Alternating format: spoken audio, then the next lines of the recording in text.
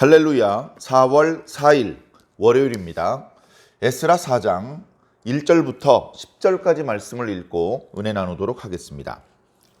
사로잡혔던 자들의 자손이 이스라엘의 하나님 여호와의 성전을 건축한다 함을 유다와 베냐민의 대적이 듣고 스룹바벨과 족장들에게 나와 이르되 우리도 너희와 함께 건축하게 하라.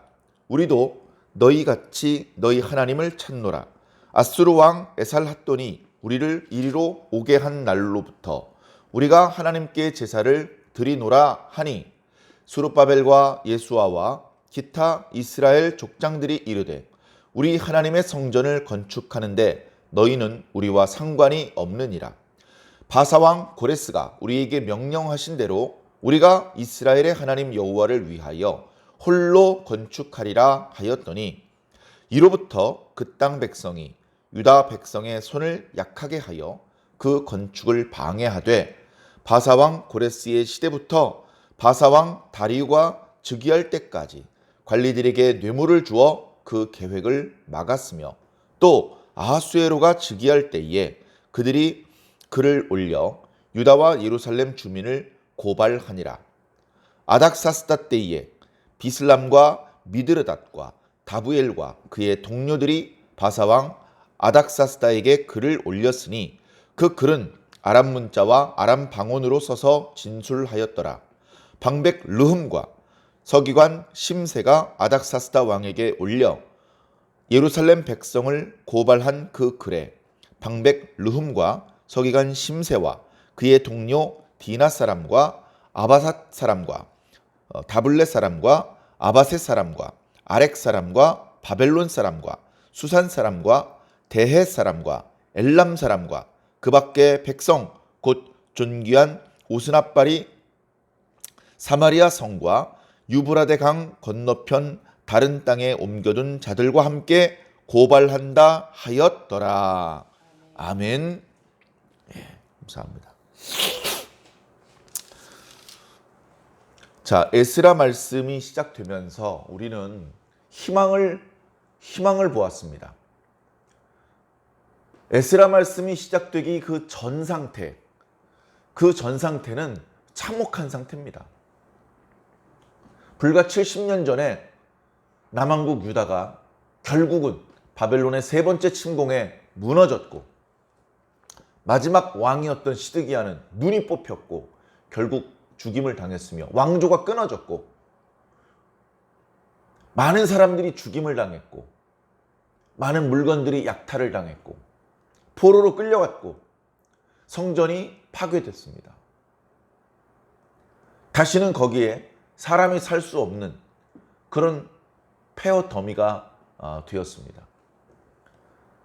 유다 사람들이 포로로 끌려간 자리에 누가 그 자리를 맡아서 다시 도시를 재건하고 그러지 못했습니다.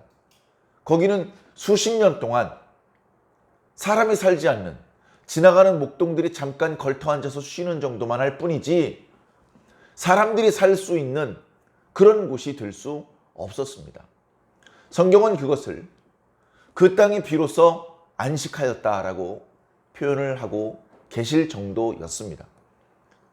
그리고 그 땅에서 스스로 하나님의 백성임을 자부하며 살았던 유다 백성들은 바벨론에 의하여 포로로 끌려갔고 거기서 노예나 다름없는 신분으로 고향을 떠나서 말리타양, 문화도 언어도 종교도 낯선 곳에서 서러움을 삼키며 살 수밖에 없었습니다. 돌아가고 싶었죠.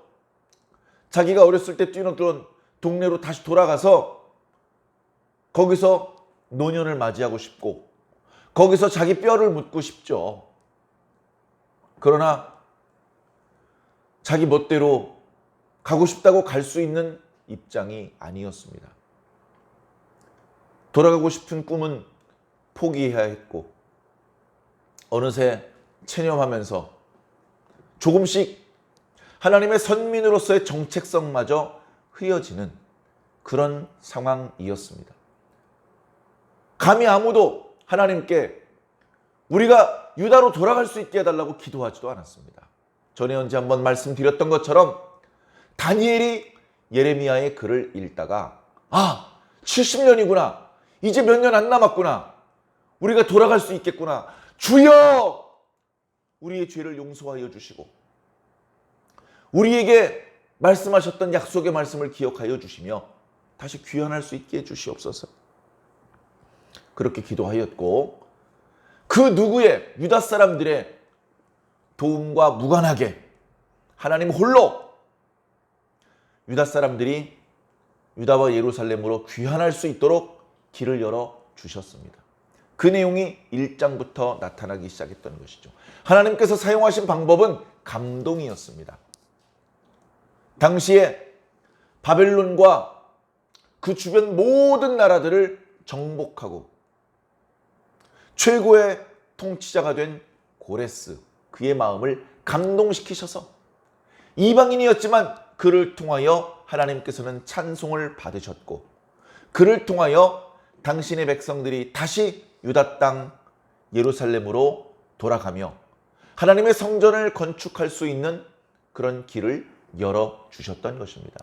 이것은 우연이 아닙니다. 이것은 하나님께서 하신 일입니다. 신의 이름을 가장하여서 어떤 이득을 취하기 위한 정책이었다라고 하기에는 이 정책을 통해서 고레스가 얻을 수 있는 유익이 거의 없습니다. 오히려 손해가 나는 일입니다.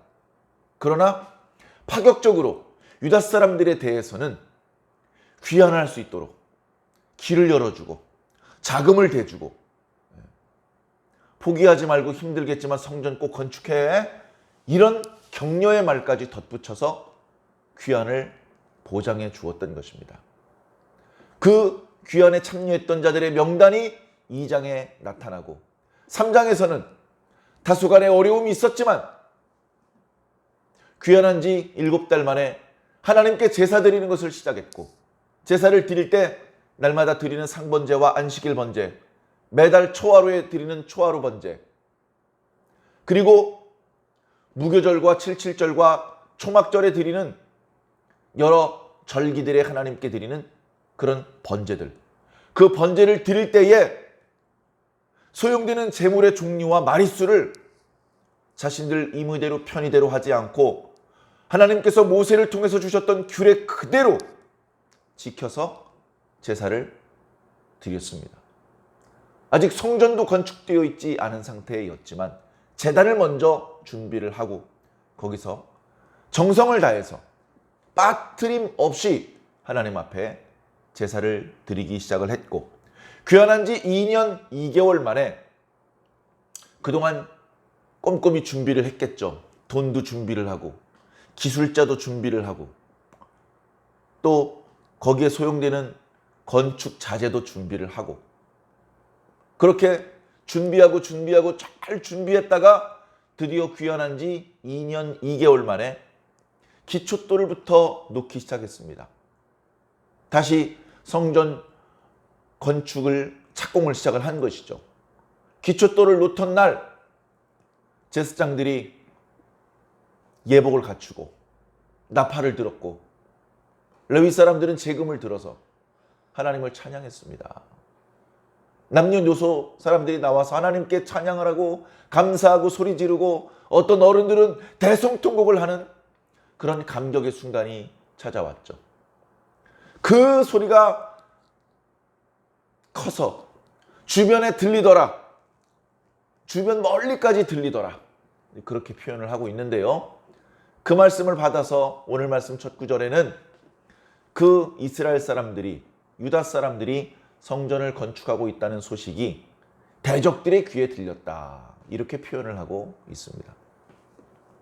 1절에 대적이라는 단어가 나와서 지금 1장과 2장과 3장에 희망을 맛보고 하나님의 감동을 체험하고 끊어졌던 역사가 다시 이어지는 이런 놀라운 감격의 현장에서 뭔가 긴장감이 고조되기 시작을 합니다. 뭐 대적? 누가 이스라엘을 대적한다는 거지?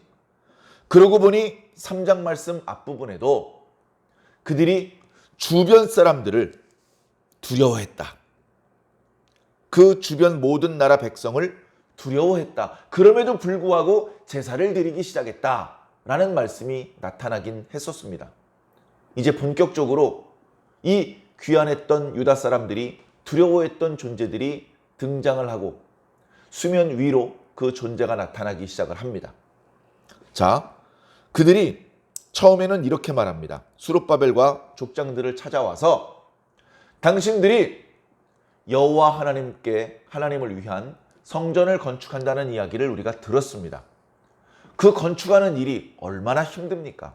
돈도 많이 들고 시간도 많이 들고 그런 여러 가지 일들에 우리도 참여하겠습니다. 우리도 돈을 대겠습니다. 우리도 와서 공사를 감독하겠습니다. 그렇게 이야기를 합니다. 그러면서 자신들의 처지와 지금 유다 백성들의 처지가 비슷하다, 마찬가지 상태라는 것을 강조하고 있습니다. 우리도 예전 아수르 왕 에사라돈 때에 우리가 본래 살고 있던 고향으로부터 이쪽으로 이동해서 온 사람들입니다. 당신들도 얼마 전에 이동해서 들어왔다고 들었습니다. 우리도 이 땅의 신이 여호와라는 사실을 알고 계속해서 여호와 하나님을 찾았습니다. 당신들 얼마 전부터 여호와 하나님께 제사를 드렸다는 것을 알고 있습니다. 우리도 오래전부터 여호와 하나님께 제사를 드려 왔습니다. 우리가 다 같은 입장이니까 기왕에 여호와 하나님을 위한 성전을 건축한다면 우리 함께 건축합시다. 우리도 힘을 보태겠습니다. 우리 친하게 지냅시다. 또는 이런 느낌으로 말을 했는지도 모릅니다. 얘들아, 우리가 이 땅에 먼저 온 형이야. 우리가 숫자도 훨씬 많아. 너희들이 동생들이 이게 건축 공사를 힘들게 한다 그러면 형이 도와줄게. 형이 도와줄 테니까 형 밑으로 고개 숙이고 들어와. 이런 느낌으로 이야기를 한 것인지도 모르겠습니다. 어찌되었건 그들은 귀환한 유다 사람들 입장에서는 부담스럽고 두려운 존재였습니다. 만만한 존재는 아니었습니다. 그들은 이미 오래전부터 거기 살고 있었고 사람도 많고 그들은 이미 두터운 성벽 안에서 그렇게 살고 있고 유다 사람들은 이제 귀환한 지 2년쯤 됐습니다.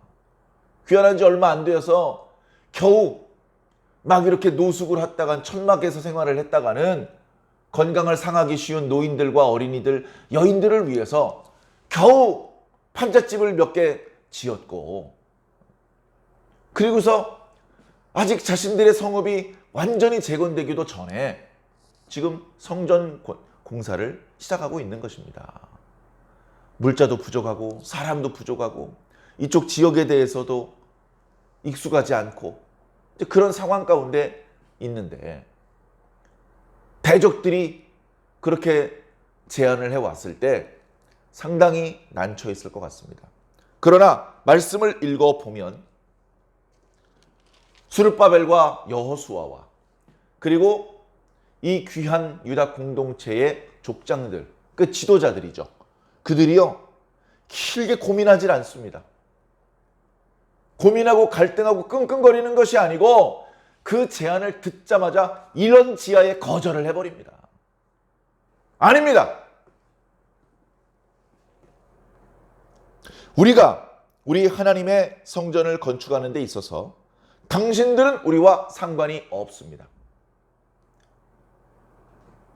지금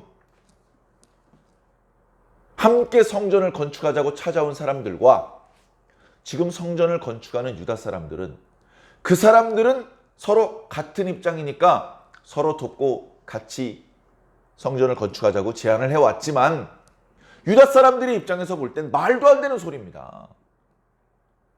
하나님은 이스라엘의 하나님이고 유다 사람들의 하나님이지 무슨 어느 동네에서 살다가 굴러 들어온 이방인인지는 알 수 없지만 그 사마리아 동네에 살고 있는 그 사람들은 이스라엘 사람들, 아브라함의 자손들 완전 상관이 없는 사람들입니다. 그들이 하나님을 찾는다고 진정한 하나님께 대한 신앙을 그들이 안다고 말할 수 없습니다. 그들은 당연히 그 전에 자기 동네에서 섬기던 우상들도 같이 섬기고 있습니다. 그들이 드리는 제사는 하나님께서 받으시는 참된 제사가 아닙니다. 왜? 규례대로 제사를 드리지 않았기 때문입니다. 그들은 규례도 모릅니다. 어떤 절기가 있고 그 절기를 왜 주셨는지 모릅니다. 이스라엘의 3대 절기, 무교절과 칠칠절과 초막절은 하나님께서 이스라엘을 구원하시고 이스라엘에게 복을 주신 것을 기념하는 절기입니다. 사마리아 언저리에 살고 있는 그들이 무슨 하나님께 구원을 받은 적이 있으며 하나님께 무슨 축복을 받은 적이 있습니까? 아무 의미 없이 그 누구에게도 하나님께도 사람에게도 인정받지 못하는 무의미한 제사를 드리는 신용을 하고 있었을 뿐인 것입니다. 그들의 제안을 거절하는 것은 그들의 물질적인 지원을 받을 수 있는 것을 거절하는 것이고, 아니 그 이상 그들의 심기를 건드려서 앞으로 예상 밖의 괴로운 일들이 일어날 수도 있는, 고통스러운 일이 일어날 수도 있는 그런 위험한 것임에도 불구하고 유다 백성들은 당당하게 거절한 겁니다. 여호와의 성전을 건축하는 것은 여호와의 백성인 우리들의 몫이다. 바사왕 고레스도 우리에게 성전을 건축하라고 명령을 했지 너희들과 함께 건축하라는 명령을 한 적이 없다. 그렇기 때문에 우리는 우리들만의 힘으로 건축하겠다. 그렇게 단호하게 자신들의 뜻을 천명했습니다. 이렇게 단호할 땐 좀 단호해야 됩니다. 왜냐하면 이거 우리끼리 지어야 되는데 이건 우리가 하라고 그러셨는데 이렇게 그냥 말꼬리를 흐리고 이러면요 자꾸 비비고 들어와요. 그러지 말고. 근데 그렇게 안 하고 단호하게 하면 비비고 들어오질 못합니다. 기분은 나쁘죠. 그러나 더 이상 뭔가 타협점을 찾지 못하고 포기하고 돌아갈 수밖에 없는 것이죠. 자, 그렇게 그들은 유다 사람들과 타협하는 것에 실패했습니다. 그러자 1절에 그들을 대적이라고 불렀던 것처럼 그들은 정말로 대적자처럼 역사하기 시작했습니다. 어찌 보면 유다 사람들이 귀환을 해서 지금 이렇게 성전 공사를 시작할 때까지는 그 주변 사람들이 특별히 해롭게 하지 않았던 것 같습니다. 멀찍이서 관찰만 하고 있었던 것 같습니다. 어쭈? 누가 오네? 어쭈? 제사를 드리기 시작하네? 어쭈? 공사를 크게 벌리기 시작을 하네? 이렇게 관찰을 하고 있었고 지금 처음으로 공식적으로 뭔가 타협점을 찾기 위해서 타진해 들어왔는데 첫 만남부터 결렬이 돼버렸죠. 그래서 그들은 이제 대적자로 일을 하기 시작을 합니다. 말씀을 보면 4절에 보니까 그들이 유다 백성의 손을 약하게 하여 건축을 방해하였다. 이렇게 기록하고 있습니다. 우리가 1장 말씀을 볼 때 고레스는 유다 백성들의 손을 강하게 했다라고 기록을 하고 있습니다. 그런데 이 대적자들은 유다 백성들의 손을 약하게 건축을 방해합니다. 얼마나 끈덕지게 지속적으로 다양한 방법으로 방해를 했는지 성경에 다 나타나지는 않습니다만 일부가 나타나고 있죠.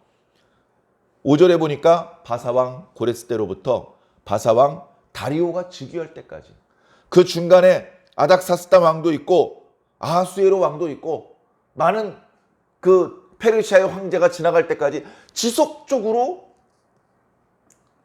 유다 백성들을 대적하고 방해를 했습니다. 자, 그 중에 6절에 보니까 아하수에로 왕 때 상소를 올려서 공사를 방해를 했었고요. 7절 이하에 보니까 아닥사스다 왕 때에도 유다 사람들을 방해하는 그들의 공사를 중지시켜달라는 상소를 올렸다고 기록하고 있습니다. 이 상소에는 8절, 9절 이 상소에 연명한 사람들의 명단이 나타나고 있습니다. 2장에는 고레스 황제의 마음이 감동되어서 또 하나님께서 백성들의 마음을 감동하여서 귀환했던 유다 사람들의 명단이 나오는데, 여기 4장에는 그 유다 사람들을 방해하는 대적들의 명단이 이렇게 기록되고 있는 것입니다. 이 사람들은 평민도 아니고 그 주변 동네에서 꽤 유명한 자들, 존귀한 자들, 권세 있는 자들, 권력이 있고 돈이 있고 또 페르시아 정부와 연줄이 다 있는 뭐 이런 사람들이죠. 이런 사람들이 이름을 연명해서 고발을 하는 겁니다. 고발. 황제 폐하는 알고 계십니까? 여기 유다 백성들이 지금 반역을 꾀하고 있습니다.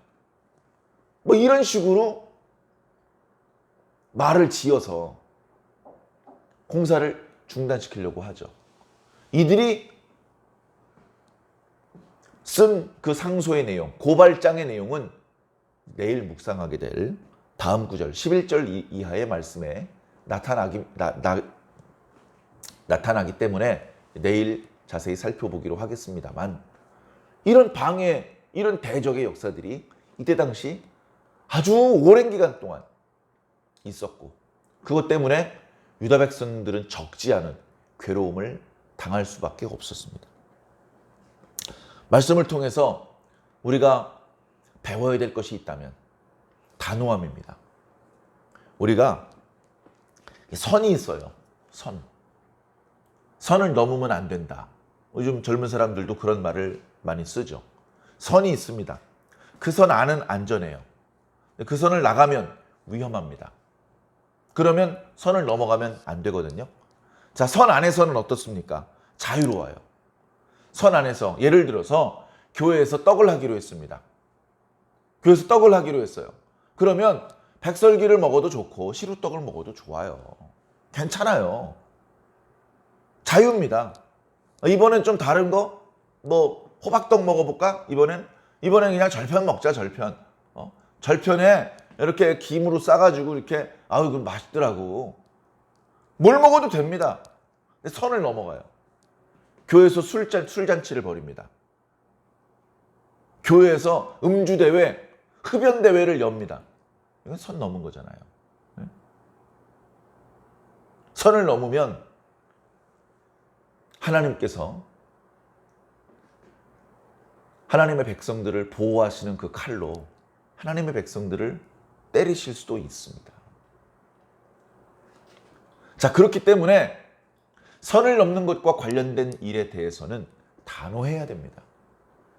단호해야 됩니다. 선 안에 있는 사람들, 어떤 성도가 있어요. 경제적으로도 어렵고 육체적으로도 약하고 뭐 고민도 많고 어떡합니까? 기도해달라고 하고, 그러면 그 성도를 위해서 기도합니다. 그 성도를 위해서 기도하다 보면 왠지 모를 눈물이 날 때도 있습니다. 어떤 성도를 위해서 기도할 때는요, 자꾸 그 성도를 위해서 기도해야 될 제목이 떠올라요.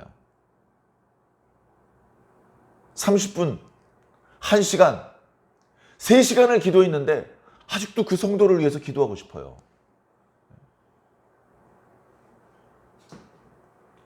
하나님께서 감동해 주시는 겁니다. 자, 그런데 그 성도가 목사 욕을 하고 다니고 교회 욕을 하고 다니고, 만약에 그런다고 생각해 보십시오. 어떻게 되겠습니까? 축복 끝, 저주 시작입니다. 목사가 입을 열어서 저주를 쏟아내지 않아도, 목사가 입을 꾹 다물고 있어도 그 성도는 스스로 저주를 자초한 거가 되는 거죠. 본의 아니게 오랜 신앙 생활 중에 그런 경우도 본 적이 있습니다.